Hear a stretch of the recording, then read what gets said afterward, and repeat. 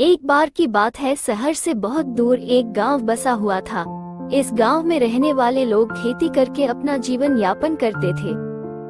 लेकिन उस गांव की सबसे बड़ी समस्या थी पानी की।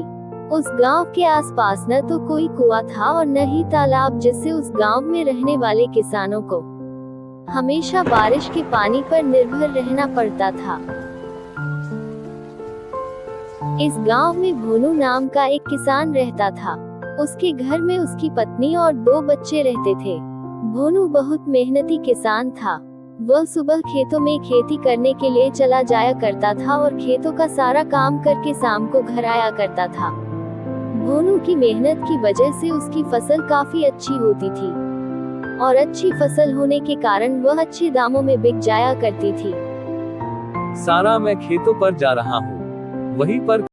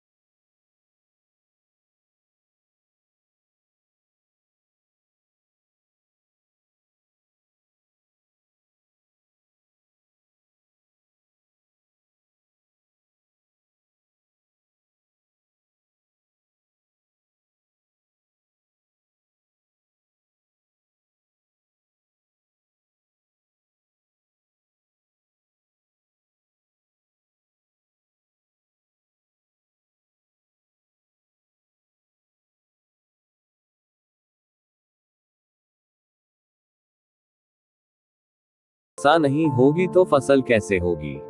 हे भगवान, यानी कि मेरा सपना सच था। अगर वर्षा ही नहीं हुई तो फसल कैसे उगेगी, और यदि फसल नहीं हुई तो हम खाएंगे क्या? एकमात्र फसल ही हमारा सहारा है।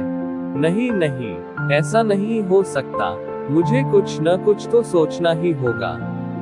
ऐसा कहते हुए भोनू घर को चला जाता है। आ गए आप बैठिए, मैं आपके लिए खाना लगा देती हूँ। आप इतने परेशान क्यों दिख रहे हैं? क्या हुआ? सारा, गांव के लोगों का कहना है कि इस साल वर्षा ही नहीं होगी। इस बार गांव में अकाल पड़ने की संभावना है।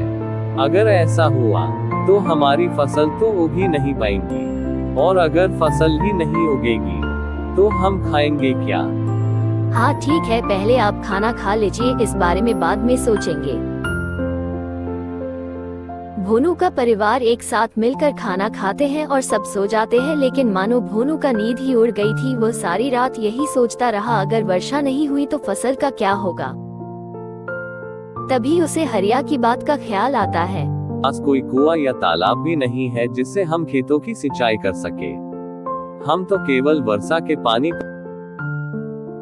भोनू मन ही मन सोचता है, हमें सुबह ही सुबह गांव के सरपंच से मिलना होगा। और वो सुबह गांव के सरपंच से मिलता है और बोलता है, मेरे प्यारे दोस्तों, हमारे गांव में कोई कुआं और तालाब नहीं है, तो हमारे फसल सूख जाएंगे और हम और हमारे बच्चे भूख से तड़प कर मर जाएंगे। हमें कुछ न कुछ करना हारी सही है। लेकिन भोनू भाई, हम कर ही क्या सकते हैं? मैंने सोचा है, अगर हमारे गांव में एक भी कुआं या तालाब होता तो उसमें वर्षा का पानी इकट्ठा किया जा सकता है, जिससे वर्षा ना होने पर भी हम फसलों की सिंचाई कर सकते हैं। क्यों न इन सब के लिए गांव के सरपंच से बात किया जाए? हाँ भाई, तुम सही कह रहे हो। यह एक गंभीर समस्या है। हमें गांव के सरपंच से बात करना ही चाहिए। ऐसे सारे लोग सरपंच के पास जाते हैं। और अपना विचार बताते हैं। हाँ किसान भाइयों, तुम सही कह रहे हो। कुआं होने से पीने के लिए पानी और सिंचाई के लिए भी काम आसान हो जाएगा।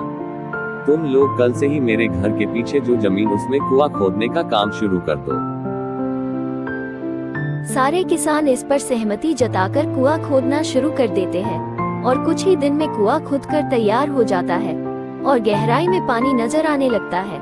सारे किसान बहुत खुश होते हैं। सारी बात जाकर सरपंच से बताते हैं। सरपंच भी खुश हो जाता है। वाह मेरे किसान भाइयों, तुमने तो कमाल कर दिया। अब तुम लोग बारी बारी से खेतों की सिंचाई करना और गांव के लोग यहाँ से पीने का पानी भी ले जाया करेंगे। इस बार बादलपुर गांव में वर्षा नहीं हुई, लेकिन गांव के किसानों को ज्यादा फर्क नहीं पड़ा। इससे गांव के किसान बारी बारी से अपने अपने खेतों की सिंचाई कर लिया करते थे। कुएं के होने की वजह से गांव की महिलाएं पानी भरने आया करती थी। इस तरह बादलपुर गांव में खुशियां उभरने लगी।